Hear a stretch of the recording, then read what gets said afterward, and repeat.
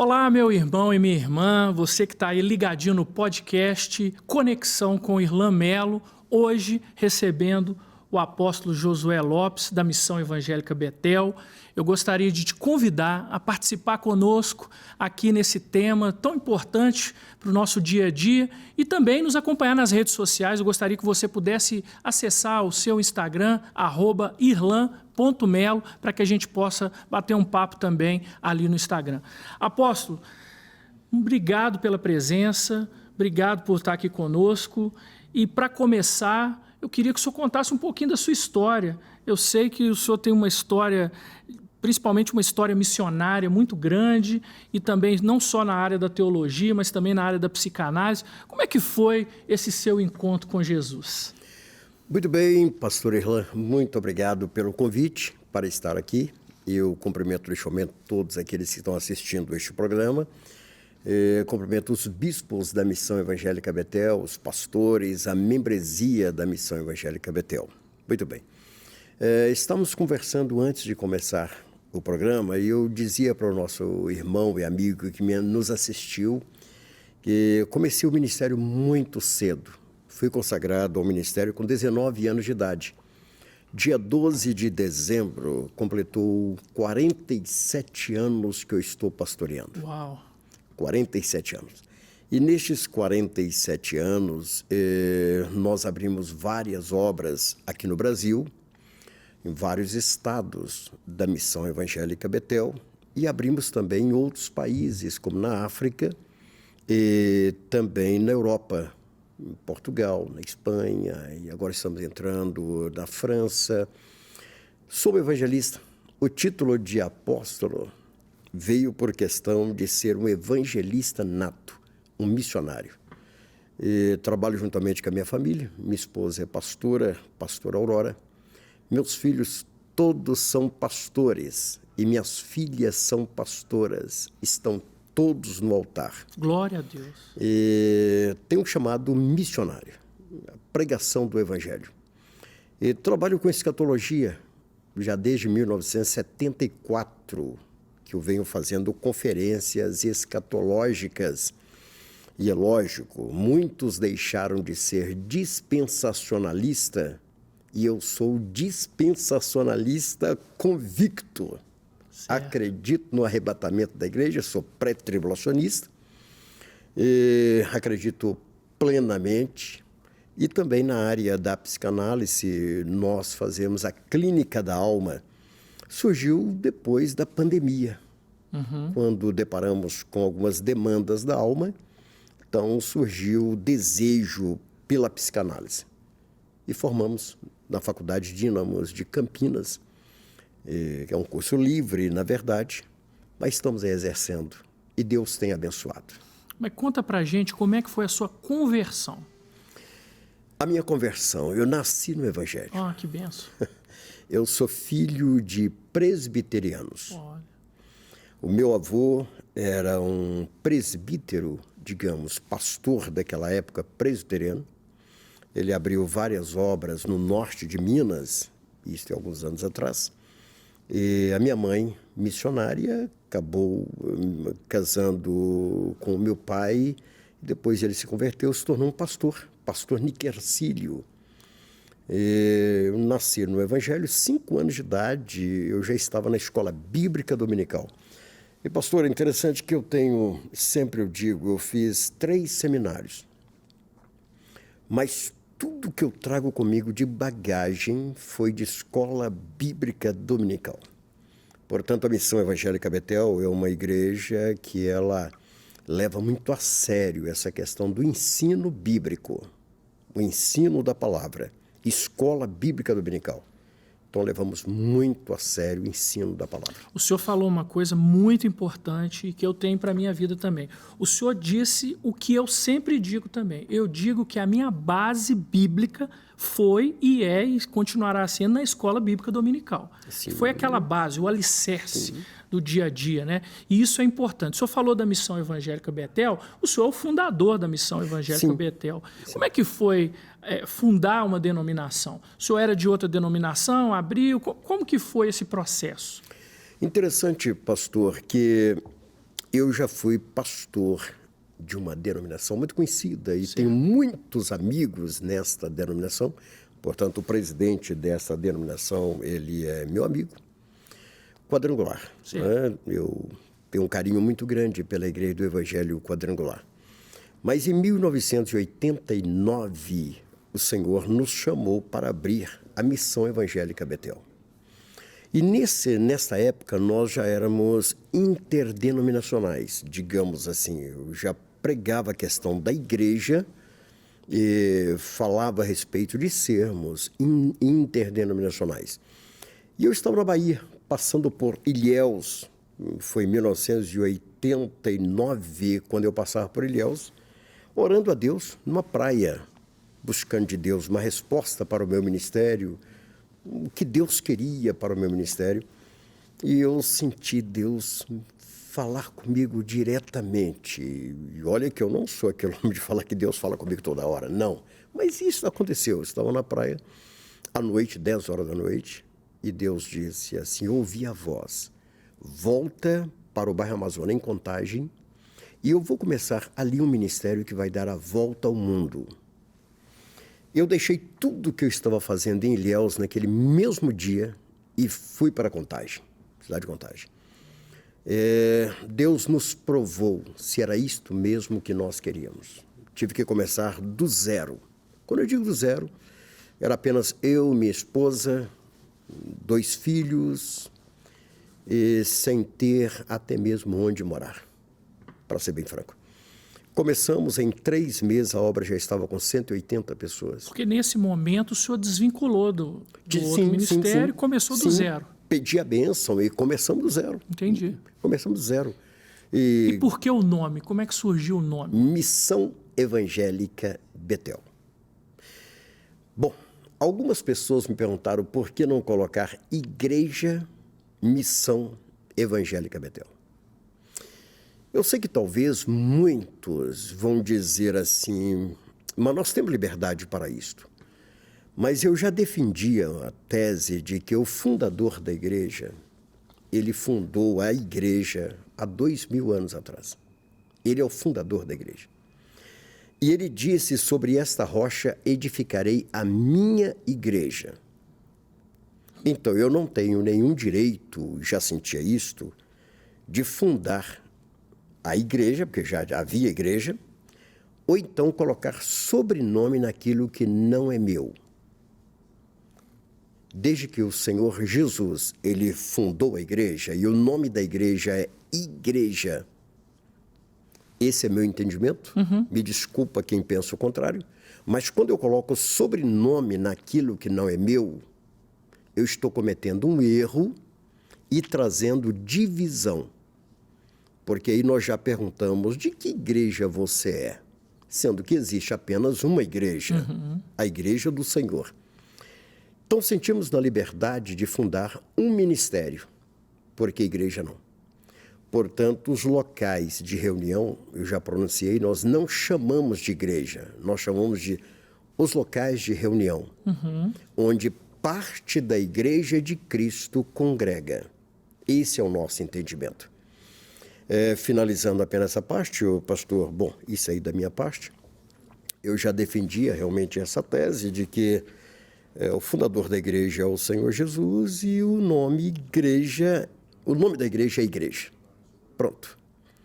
O restante são sobrenome. Entendi.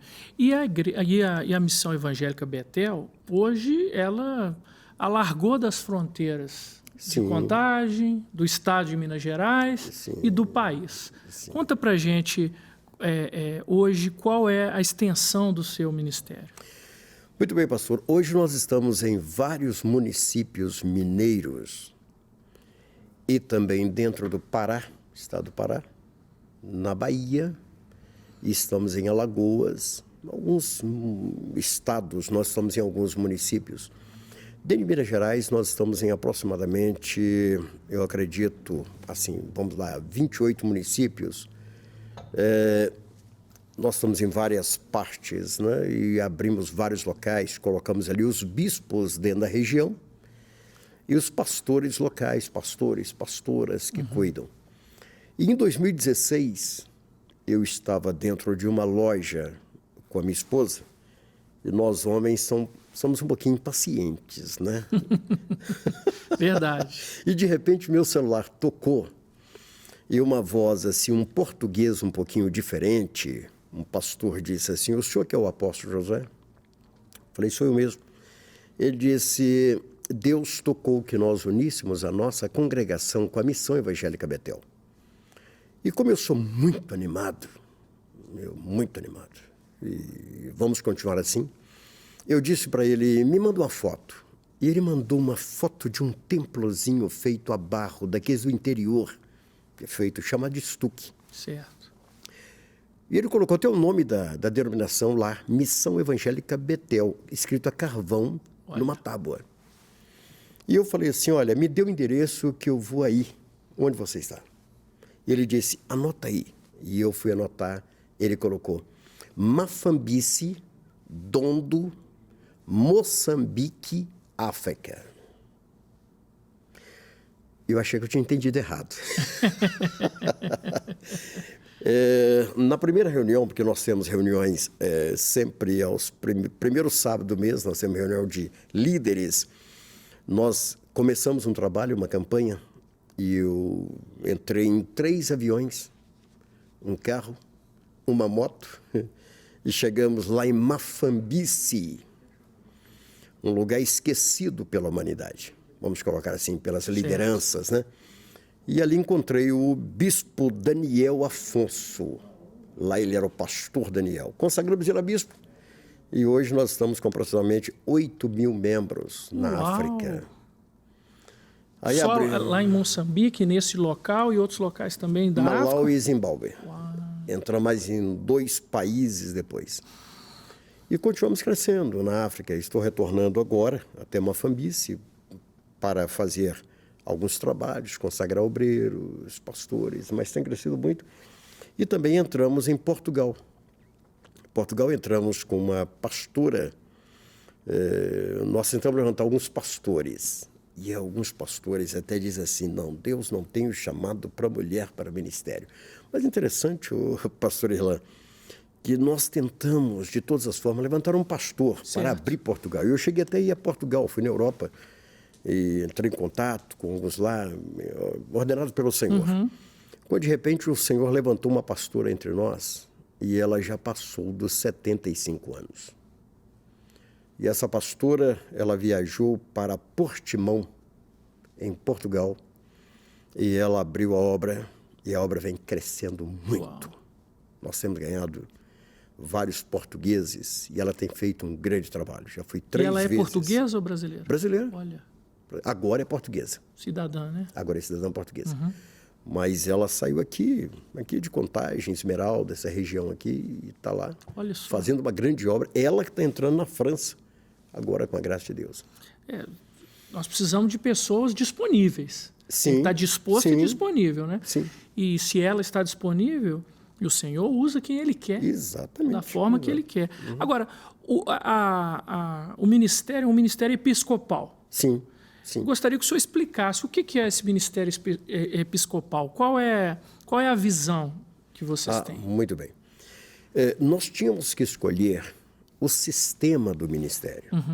Então, todos sabem, aqueles que estão me ouvindo, principalmente os pastores, que as igrejas batistas, elas são igrejas que não são episcopal, são congregacionais, né?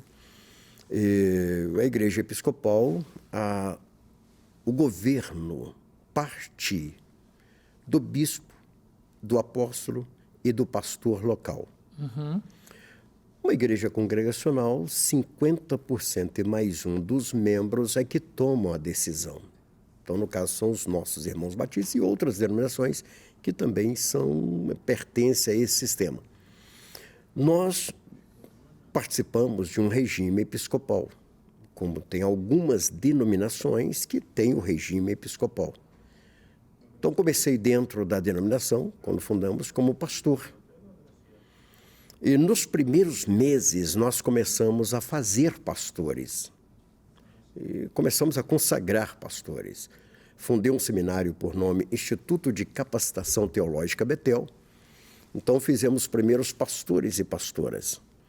Então, dentro da organização, houve a necessidade, então, de agora levar, não é levar para cima, é trazer para baixo o bispo Josué.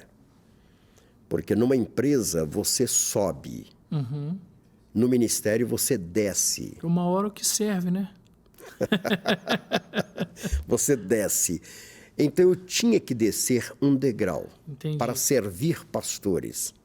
Então fui levado a bispo dentro da missão evangélica Betel, fazendo pastores para servir os pastores e os pastores servirem os membros. Muito bem. Os anos foram passando e nós começamos a ver a necessidade de fazer bispos para cuidar das regiões. Então, digamos, João Molevade, nós temos o bispo Aderson. Moeda, bispo Sebastião. Betim, bispo Valdeci. Daí por diante tem os bispos que cuidam da região, como Esmeralda, bispo Daniel, e daí por diante. Então, o bispo Josué desceu mais um degrau para ser o quê? Um missionário, mensageiro, porque a palavra apóstolo significa mensageiro, aquele que leva a mensagem. Embaixador, né? Embaixador. Enviado, isso mesmo. Então, hoje, nós procuramos servir os bispos da Missão Evangélica Betel, os pastores da Missão Evangélica Betel, e daí por diante, e a membresia.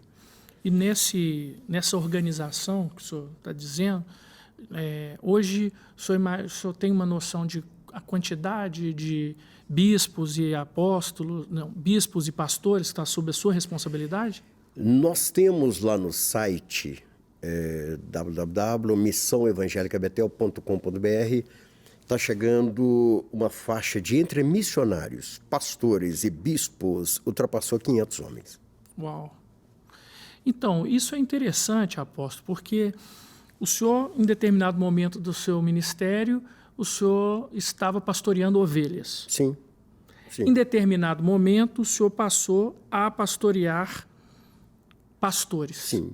E até bispos hoje. Sim, não é? Exato. Eu costumo dizer que para formar o caráter, nós precisamos dizer mais não do que sim. E as pessoas muitas vezes não gostam de ouvir não. Com certeza. Né? Porque o não muitas vezes incomoda. A pessoa quer resolver a questão dela naquele momento e o sim é mais prático. Verdade. Como que é lidar? Como que é ser pastor de pastores? Como que é lidar com essa quantidade de pastores?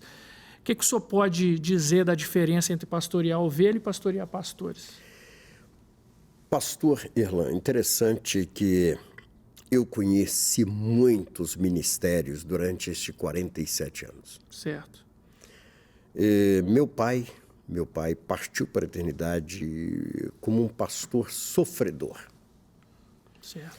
Minha mãe partiu para a eternidade também como uma pastora sofredora. Aquele pastor que era sempre tirado de um local, enviado para outro, então com muito sofrimento. E eu levei para dentro da Missão Evangélica Betel aquela bagagem que eu aprendi. Eu estava repetindo. Não, interessante, aquela bagagem negativa eu deixei para trás. Ah, sim. Hoje, dentro da Missão Evangélica Betel, para que nós possamos estar transferindo um pastor, nós olhamos a necessidade do pastor. Se seus filhos estão no colégio, estão estudando em alguma escola, se sua esposa tem outra função dentro daquele município, então nós temos esta preocupação. Então isto aí nós lideramos com tranquilidade, respeitando os pastores e os missionários. Entendi. Respeitando. Então, quando temos que tomar uma decisão de transferir um pastor, transferir um bispo, nós chamamos ele para a conversa. Se é viável aquela transferência. Porque foi nessas transferências que eu perdi meu pai e minha mãe. Entendi. É que eu vi ele sofrer. Então, como eu cresci vendo o sofrimento de, muitas vezes, as autoridades, por ter autoridade dizer, vai ser assim porque eu quero que seja assim. Então, quando o pastor perguntou a forma de nós administrarmos, como podemos administrar? Porque nós procuramos conversar com os pastores. Mês retrasado, eu estava na Europa. Nós até conversamos com essa Europa. Aí alguém perguntou assim, apóstolo, por que você foi lá na Europa? Porque a nossa pastora passou por uma cirurgia. E nós já deixamos Contagem muitas vezes para viajar 3, 4 dias batendo volante porque o pastor passou mal. E tem que ser assim. Então, quando você lidera com amor, com carinho, as coisas funcionam melhor. Você consegue ouvir o pastor, ouvir o bispo, ver o interesse de cada um dentro daquela região que ele está. E as coisas funcionam melhor. Entendi. Você que está nos acompanhando aí, eu quero te pedir para que você possa também nos seguir nas redes sociais. @irlan.melo no Instagram, para que a gente possa bater um papo ali, você manda um direct, a gente conversa, falar sobre o programa, falar sobre outros assuntos também. Apóstolo, bem, o senhor disse aí que é uma forma de governar, uma forma de governar com amor, vendo as questões relativas também àquele missionário, pastor, bispo que está em determinada região. E realmente existem vários ministérios que a igreja simplesmente ela mingua por conta de decisões, muitas vezes tomadas pela vontade do homem, não pela vontade de Deus, sem se buscar uma oração. E às vezes você vê pessoas que estão desgastadas, né, com o ministério por conta disso, até um certo abuso religioso, né, se a gente for levar por esse lado assim. Mas eu imagino que sejam muitos desafios, por ser um ministério grande, por ser... Quais são os maiores desafios que o senhor enfrenta hoje com o ministério? O desejo de alguns em dividir o ministério. A divisão tem sido um grande problema no corpo de Cristo ultimamente. Certo. É a divisão. E quase todos que dividem, eles se arrependem depois. Lógico, porque reino dividido, o próprio Senhor falou, não subsiste. Então, esse tem sido um grande desafio, você conseguir conciliar crescimento da organização, avanço no trabalho evangelístico e satisfazer ainda aqueles que, por qualquer motivo, querem levantar uma outra bandeira. Então, esses são os desafios que nós temos. Já enfrentamos vários, e sabemos que continuamos enfrentando, mas isso não tem nos preocupado. Não tem nos preocupado. Porque eu creio o seguinte, a promessa de Deus, os planos de Deus, ninguém consegue frustrar os planos do Senhor, o plano de Deus. E tem algo na minha família que é muito importante. Eu defendo a tese de que, para que eu possa ensinar seu filho, eu tenho que ter ensinado o meu, primeiramente. E hoje, quando você pergunta a um filho de pastor se ele quer ser pastor, são pouquíssimos que expressam, eu quero ser pastor como meu pai é pastor. E eu tenho alegria de dizer que meus filhos todos são pastores. Minhas filhas são pastoras. O senhor tem quantos filhos? Eu tenho 5 filhos e tenho 9 netos. Graças a Deus. Que benção. E você pergunta uma neta minha por nome Laura, então pergunta Samuel, o que você quer ser? Ele com um sorriso fala, pastor. Apóstolo, tem um ditado que diz que neto é filho com açúcar. Sim. Isso é verdade ou não? Olha, é verdade, é verdade. E olha que eu estava conversando com o nosso amigo que eu estou me preparando psicologicamente já para ser bisavô. Uau. É mesmo?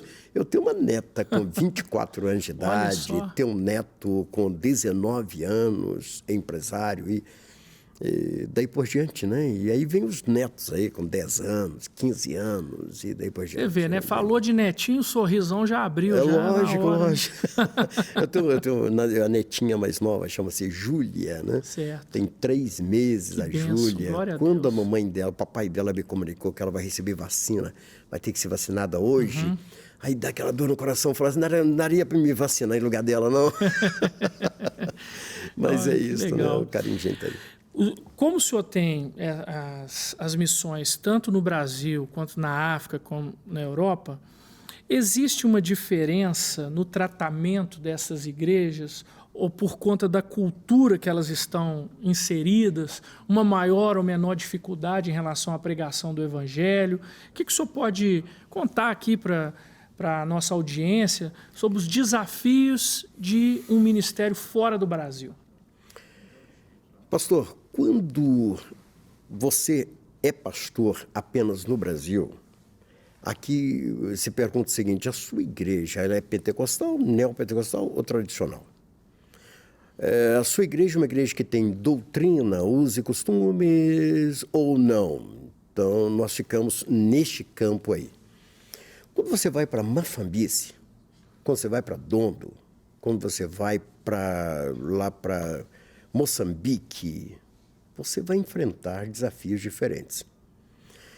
Eu lembro que eu estava pregando, e o nosso pastor estava traduzindo, porque, lógico, lá em Moçambique falam português, mas eles não têm orgulho pela língua portuguesa, pelo fato de ter sido explorado, daí por diante. Então, cada grupo, cada pai de família cria o seu dialeto.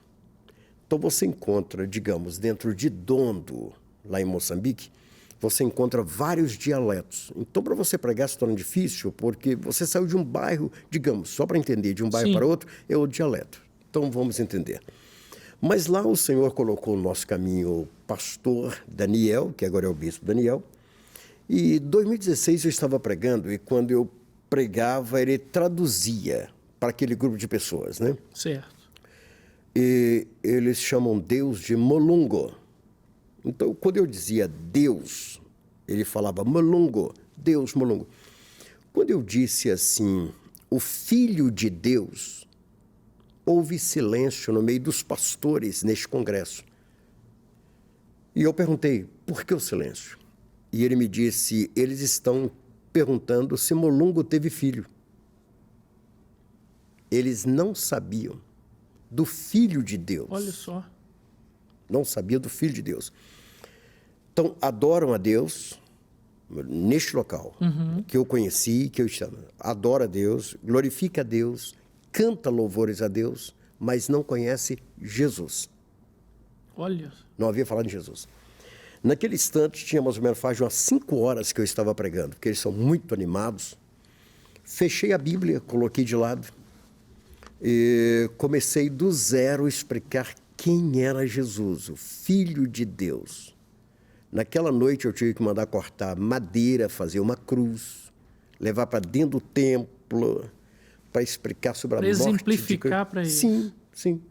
Então, desafios. Aqui nós temos desafios. Lá nós temos desafios completamente diferentes. E, além disso, a macumbaria, ser desafiado por médios espíritas. Então, os desafios são completamente outros. E na Europa? Na Europa, pastor, é interessante, se porventura alguém que está nos assistindo já esteve em Portugal, principalmente, sabe que eles têm dificuldade em nos ouvir. Eles têm dificuldade em nos ouvir. E a Europa, Portugal, digamos, Portugal é um país católico mesmo, católico. Então, a maioria das igrejas evangélicas que vão para Portugal, eles ficam dentro da comunidade brasileira. Então, abrem Portugal, mas abraço nossos irmãos brasileiros que vão para lá. Certo. Bom trabalho, belíssimo trabalho. Nós começamos a fazer isso lá de Portimão através da pastora Margarida. Mas é necessário que se conquiste o português. E o português, para você conquistar, ele é mais difícil, ele é centrado. Então, nós enfrentamos esses desafios. Então, quando chegamos em Portimão, nós procuramos conquistar os portugueses. Conquistar os portugueses. Aí que vem realmente grandes desafios, porque aí é você pregar, e eu vou chamar assim, pregar o evangelho para o católico. pregar o evangelho para o católico. Mostrar que Jesus é o centro para o católico. Para aquele que realmente nasceu ali. Cada igreja, cada templo católico dentro de Portugal é como se fosse uma embaixada lá do Vaticano. Eu tive o prazer de conhecer o Vaticano, entrei 2 dias, fiquei dentro do Vaticano. Isso foi em 98, eu estive lá. Mas são desafios que nós enfrentamos dentro de Portugal. Então, é grande o desafio de uma denominação que ela tem em vários locais, porque a sua declaração de fé, ela é a mesma, como a nossa é a mesma, sim, mas os costumes, eles mudam. As identidades são diferentes, né? E uma das coisas, pastor, o senhor está dizendo isso, é a relevância da igreja, né? A igreja precisa ser relevante nos, sim, dias atuais. Sim. Ela precisa ser relevante aonde ela está. Lógico. A pergunta que eu sempre faço é a seguinte: se aquela igreja não estiver mais naquele local, aquele local vai sentir falta da igreja? Boa pergunta, né, pastor? Porque nessa circunstância, a gente vê a relevância da igreja. Sim. Não é verdade? Porque, assim, como o senhor disse, quem tem que aparecer é Jesus. Só que nós temos uma igreja que professa o nome do nosso Senhor e Salvador, sim, e ela precisa entrar na realidade daquela cultura, daquela cidade, daquele bairro, para fazer a diferença ali. Porque senão... Interessante, você quer ver qual o grande desafio que nós enfrentamos ainda? Sim. Quando não havia rede social, não tinha os grupos de WhatsApp, então nossos irmãos que estavam na África. Sim. Nossos irmãos que estavam na Europa, estavam na Europa. O interessante é que nós temos os grupos dentro das denominações locais, das igrejas locais, vamos colocar assim para todas as igrejas, locais de reunião, dentro do bairro, dentro da cidade. Mas nós temos um grupo chamado Família Betel. Certo. Este é um grupo de WhatsApp que você encontra irmãos da África, do Brasil, da Europa, tudo lá. Tudo trocando ideia toda hora. Certo. Então, de vez em quando, tem alguém que tem que entrar para fazer uma conciliação, uma mediação no meio. Porque quando você fala em casamento no Brasil, não é o mesmo que falar em casamento lá em Mafambice. Quando você fala em um homem ter uma só esposa, um pastor ter uma só esposa no Brasil, você não pode falar do mesmo jeito para quem mora em Mafambice, em Dondo. É diferente, é diferente. A forma deles tratar a questão de casamento. Portanto, quando um pastor contou que quando ele casou, ele foi até a casa da namorada e ele pediu permissão para casar com a filha, já naquela mesma noite levou ela para casa, trocou o nome dela, que era Chica, trocou por outro nome, que ele não gostou do nome. Quando ele contou isso aí, eu tive que entrar para resolver essa questão, porque teve aquele membro brasileiro que diz: então quer dizer que nós somos uma igreja toda avacalhada? Você entendeu os desafios? Claro. São os desafios visões culturais. Diferentes, culturas diferentes. Exatamente. Né? Então, e outra coisa, às vezes as pessoas se apegam nas divergências. Sim, quando ela deveria, sim, na verdade, estar mais em relação àquilo que converge, né? Sim, que é verdade. A palavra de Deus. Verdade. Agora, o senhor falou de redes sociais. O senhor tem um programa tem a TV Vinho Novo, não é isso? Sim, a TV Vinho Novo. Que é onde vocês também sempre divulgam o trabalho da missão. Sim, pastor, pelo seguinte, a TV Vinho Novo, ela teve início um pouquinho antes da pandemia. Certo. 2019, eu estava em Jerusalém, e estava eu e mais 3, 4 pastores, minha esposa, nós estávamos em Jerusalém, e nós decidimos, então, participar de um trabalho que estava acontecendo no hotel onde nós estávamos hospedados. Ali tinha um grupo de irmãos de Gana. Estavam hospedados lá e fazendo um trabalho naquele lugar. E lá o Senhor falou conosco que, o Senhor disse, 2020 será aberto o 4º selo o cavalo amarelo vai estar sobre a terra. Isso era 2019. Quando eu retornei para o Brasil, eu trouxe essa mensagem. Final de 2019. Eu disse, 2020 será o ano da profecia. Será aberto o 4º selo. Já os 4 cavalos vão estar sobre a terra de Apocalipse. Branco, vermelho, preto e amarelo. Muito bem. Então, nós abrimos a TV Vinho Novo para atender os irmãos em casa. Certo. Então, antes mesmo da lei, da pandemia, nós, então, pedimos, irmãos, que ficassem em casa assistindo toda a programação da igreja através da TV Vinho Novo. Então, à frente da TV Vinho Novo está lá o pastor Marlon, a pastora Débora, o pastor Jean, tem vários jovens que trabalham fazendo esse trabalho. E todos os cultos da Missão Evangélica Betel, todos os cultos, são transmitidos através da TV Vinho Novo no YouTube. Glória tem a Deus. sido bênção. O senhor fundou também o Seminário Teológico, né? Sim. Qual que é a importância da teologia para a igreja? Pastor, muito. É muito grande. Porque o homem tem o chamado de Deus. Certo. Mas tem que haver a preparação teológica. Tem que haver. Tem que se capacitar. Tem que se capacitar.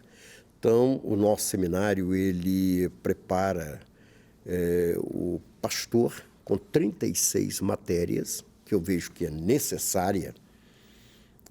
O pastor precisa estudar hermenêutica homilética, história da doutrina, daí por diante. Tem que ter o conhecimento. Tem que ter. Alguns até dizem assim que a teologia esfria. Não. De forma nenhuma. Teologia não. É a base. Vejo que é a base. Então, o nosso Instituto de Capacitação Teológica Betel, hoje as aulas elas não são mais presenciais, né? Mas está formando sempre pastores, obreiros, né? Teólogos, estamos formando. Quem hoje está à frente é o Bispo Luigi, que te recebeu lá aquele dia. O Bispo Luigi está à frente do Instituto, inclusive está aberto, qualquer pessoa pode ligar para o nosso telefone, nosso celular, e nós estaremos encaminhando como fazer a inscrição. Qual é o nome do seminário? Instituto de Capacitação Teológica Betel. E existe no Instagram ou no YouTube? Existe. Se ele entrar no site... No site, né? É o www.missãoevangelicabetel.com.br. Lá ele já tem um link... Do seminário. Do seminário. E interessante, pastor, que é bom dizer que talvez a pessoa pergunte, mas o que eu tenho que investir nessa formação? Nada, praticamente nada. Porque neste ano nós vamos fazer 35 anos. Então a pessoa dá uma oferta de R$35 e ele tem acesso a todas as matérias e faz as provas e depois recebe o certificado. Olha só. E as matérias são online? São online. Pastor, eu sempre pergunto aqui no podcast, até por conta do meu envolvimento com a política, e por conta também de conhecer como que a igreja se portou em relação à política por muitos anos, se afastando da política, dizendo que a política é do diabo, que não deveríamos nos envolver, e até por conta dos escândalos que a gente sempre via, a igreja ficou um pouco à parte da política. Qual que é a visão do senhor em relação à igreja e à política? A igreja deve se envolver com a política ou a igreja não deve se envolver com a política? Pastor, enquanto nós estivermos aqui nesta terra, nós somos cidadãos dessa terra. Certo. E nós temos que ter um título de eleitor, e só por portar um título de eleitor e estar votando, eu sou político, eu faço parte deste grupo de pessoas que escolhem e pode ser escolhido. Eu creio que a igreja, por ter afastado deste assunto chamado política, eu creio que abriu margem para um outro grupo, outros grupos adentrarem, pelo fato da igreja ter se afastado, não ter conversado com a membresia, com a liderança. Se você me perguntar assim, como que isso aí deveria ser?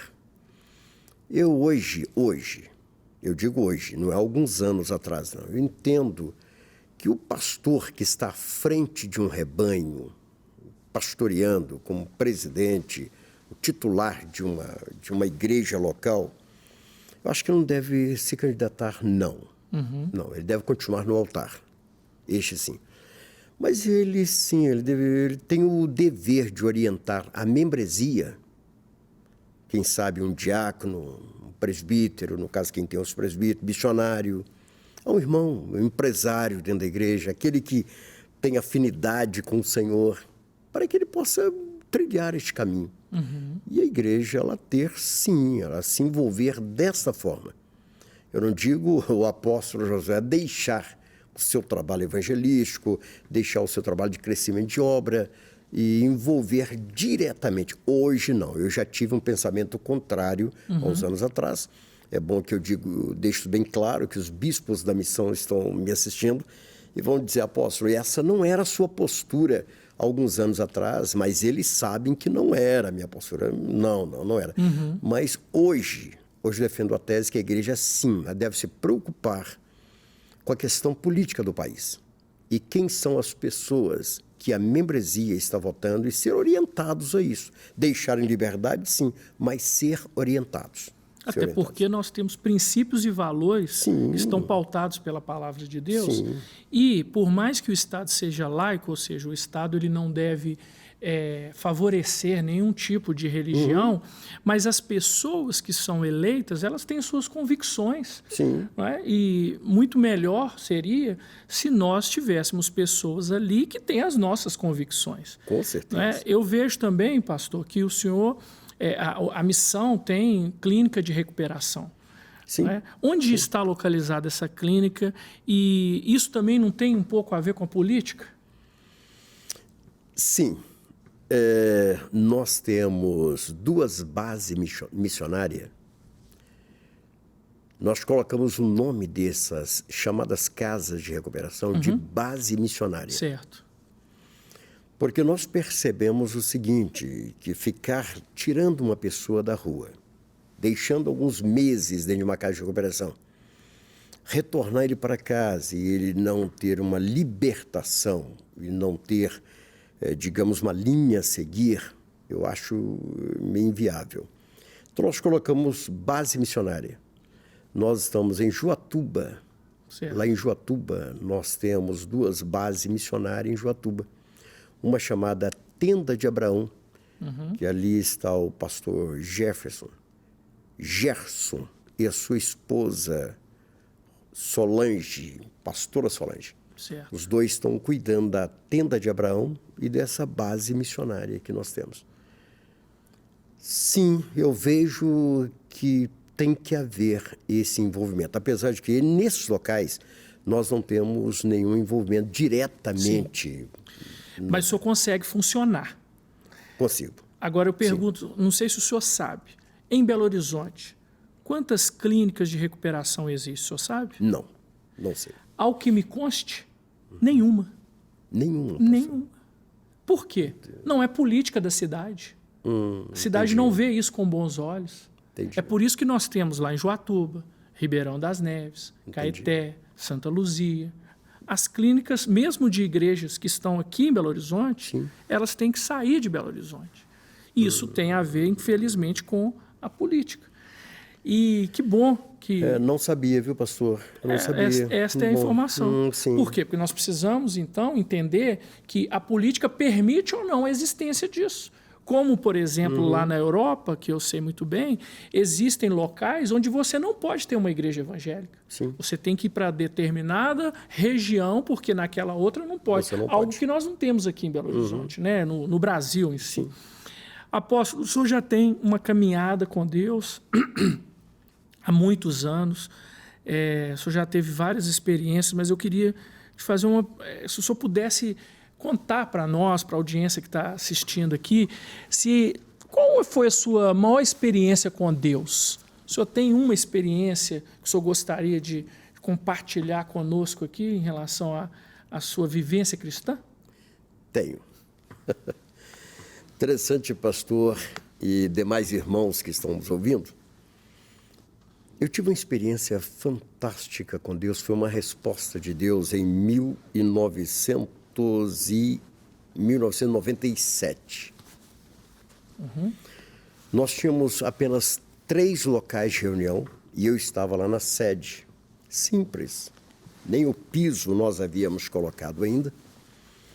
Orando a Deus na parte da tarde, porque eu fazia o trabalho na parte da tarde. Estava ali orando pelos irmãos sempre. E era mais ou menos a faixa de 2h30, mais ou menos 14h30, vamos colocar assim. Eu estava atrás de uma mesinha e tinha umas crianças jogando bola na porta do templo. E eu orando, pedindo assim, falando, Deus, o Senhor disse há alguns anos, quando eu estava lá em Ilhéus, na Bahia, o Senhor levantaria um ministério que daria a volta ao mundo. E estou aqui ainda à espera de acontecer este ministério. Sozinho aqui neste lugar, sol quente, ouvindo os passarinhos passando dentro do templo, os pardais de um lugar para outro, de um lado para outro, e a criançada brincando lá fora. Quando de repente ouvi o ronco dos motores de um carro. Parou um carro, um motor roncando muito, parecia ser esse Opala antigo, parou na porta do templo. Quando parou, eu não vi, eu só ouvi o ronco do motor. E uma voz falou assim ao meu coração, falou aos meus ouvidos, o meu anjo está entrando aqui. Eu esperava que ia vir uma luz, né? Aquela áurea.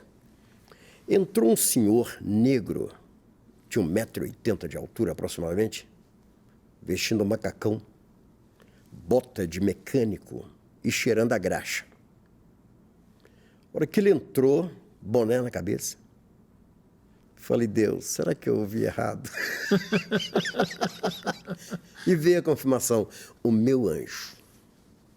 E ele veio direto na minha direção e falou assim, você que é o pastor aqui? Falei, sou. E ele disse, eu trouxe uma mensagem para você. Falei, muito bem. Ele falou assim, anota aí, 666. Eu anotei, ele falou, você sabe fazer conta? Eu falei, lógico. Multiplica por 3, multipliquei. 1998. Ele disse, este é o ano que você vai estar dentro de Jerusalém para abençoar aquela terra. Eu levei um susto, porque eu ia a Israel, era um sonho. E ele, de repente, ele deixou uma oferta, na época, R$10 em cima da mesa, e virou as costas e saiu. Quando ele saiu, o motor roncou do carro, e eu saí para ver qual carro que era. As crianças estavam jogando bola, e eu falei, meninos, qual carro estava parado aqui? Os meninos disseram, você está ficando doido, pastor, não tinha carro nenhum aqui não. Não. Eu disse, meninos, este carro que estava aqui agora, 30 segundos aqui. O motor está roncando aí. O motor, os meninos disseram, só passou agora endoidou, enlouqueceu, pastor. E eu voltei em lágrimas para dentro, porque não tinha carro, havia parado o carro na porta do templo. Em 2 meses, Deus nos levantou então para ir dentro de Jerusalém. Israel estava completando 50 anos. E daí para cá, alavancou o ministério. Fui até lá, por um milagre. Deus abriu portas de formas tremendas. E viajamos para a festa do jubileu em Israel. Uma vez que sou um escatólogo, gosto muito de escatologia, então sabia dessa importância dos 50 anos de Israel. Ainda que muitos não creem, mas eu creio que Israel é simbolizado pela videira e ela estava florescendo ao completar 50 anos. E é por isso que Deus enviou o seu mensageiro a dizer, vai até lá e abençoa. Então, nós fomos, oramos dentro de Jerusalém, retornamos e a missão continuou crescendo, graças a Deus. Foi uma experiência, pastor, que eu tive tremenda com Deus. Alguém pode falar, mas o senhor não viu, não foi um anjo todo vestido de branco, voando? Não, foi bem diferente, né? Um mecânico. Pastor, nós temos um quadro aqui que se chama de Ovelha para Pastor. Sim. E o senhor vai ouvir agora a sua ovelha fazendo uma pergunta para o senhor. Muito bem. A paz do Senhor para vocês que estão aí nesse podcast, né? Ao meu líder, apóstolo Josué Lopes, ao pastor Elomelo aí, né? Iramelo. Que Deus abençoe vocês.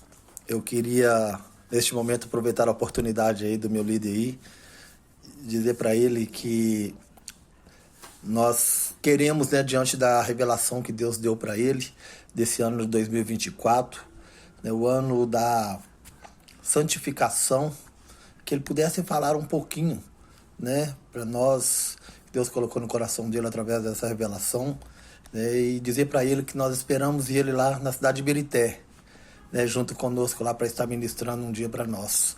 Um abraço para vocês, que Deus abençoe. E aí, apóstolo? Muito bem, fica aqui um abraço para o bispo Elcio, lá de Ibirité, para sua esposa, a pastora Delma, lá em Ibirité, lá em Ouro Negro. Interessante que, pastor, todos os anos, antes de findar o ano, nós buscamos de Deus um tema para o ano seguinte. Certo. 2019 era o ano da gratidão, por isso que fomos até Israel pela terceira vez, para orar ao Senhor e agradecer pelo ano da gratidão, 2019. E 2019 foi o ano que mais se falou em gratidão no mundo e no Brasil. Fiquei até assustado. E Deus lá revelou que o ano seguinte seria o ano da profecia. Veio a Covid. E nós pregamos sobre o tema profecia. Depois veio o ano da restauração, e daí por diante, este ano que passou agora, também teve o seu tema, né? O ano da justiça. Foi o tema nosso ano passado, o ano da justiça, onde nós começamos a dizer que Deus ele vai trazer justiça sobre o Brasil, principalmente. Vai acontecer, pastor. Eu creio. Deus vai tratar duramente, começou a tratar o ano passado, e vai tratar com os nossos líderes brasileiros. Nós vamos ver grandes acontecimentos em cima da justiça de Deus, que com Deus não se brinca. Pois não, pastor. E no ano da justiça, Deus revelou que este ano de 2024 é o ano da santificação. Interessante que, voltando para o texto bíblico, quando Josué, ele diz: santificai-vos hoje, porque amanhã o Senhor fará maravilha no meio de vós. E nós começamos a trabalhar, bispo Elcio, em cima de uma questão muito importante. Santificação a partir da família. Da família. Josué ele disse assim: eu e a minha casa serviremos ao Senhor. E quando ele disse isto, foi em uma época em que Israel estava dividido, Josué já estava preparando para partir, não havia conquistado toda a terra que Deus havia prometido, líderes rebeldes, querendo servir outros deuses. Então, bispo Elcio, este ano, o ano da santificação, é o ano que eu tenho ensinado, pastor, que os bispos devem preparar os seus filhos, a sua esposa, a sua família, e entregá-los em santificação diante do Senhor. Amém. Então, pastor, eu creio que vai acontecer o que está escrito lá em Malaquias. E outra vez vereis a diferença entre os que servem a Deus e os que não servem. Estamos chegando a um tempo como este.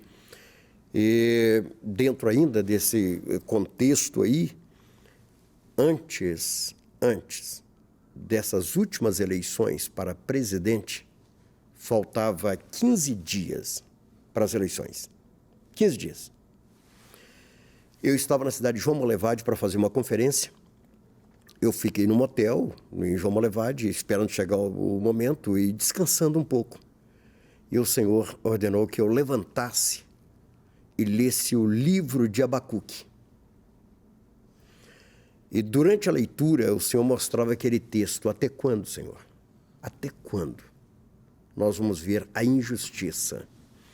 Eu retornei para a Contagem e nós então fizemos a festa do tabernáculo, que nós fazemos todo ano, no mês de outubro, a gente faz a festa do tabernáculo. Deus mostrou que o livro de Abacuque estaria cumprindo-se mais uma vez. Mais uma vez. Deus permitiu que levantasse contra o seu povo naquela época, um povo que não conhecia de leis, não tinha respeito por príncipes, mas que ele iria, no final, tratar com este povo e que nós deveríamos ficar na torre de vigília. Amém. Portanto, o que eu estou esperando, pastor, é que neste ano chamado da santificação, que venha cumprir-se o livro e a profecia de Abacuque. Venha se cumprir. Amém. E eu creio que nós vamos ver isso. Eu também. Eu creio também nessa profecia e que o tempo passa muito rápido. Sim. E nós já chegamos no final. Quero agradecê-lo. Eu sei que nós vamos ter que fazer um outro programa, porque nós temos mais coisas para falar. E vai ser uma honra para mim também. E eu quero agradecer você que ficou aqui conosco. Eu tenho certeza que este programa vai inspirar a sua vida. Quero te convidar a nos seguir nas redes sociais, lá no Instagram, @irlan.melo, e também te convidar para a próxima semana aqui no nosso podcast Conexão com Irlan Melo. Deus abençoe a sua vida, apóstolo. Deus abençoe seu ministério. Amém. E que Deus possa estar realmente fazendo com que este ano se cumpra nas nossas vidas. Amém. Um forte abraço a todos.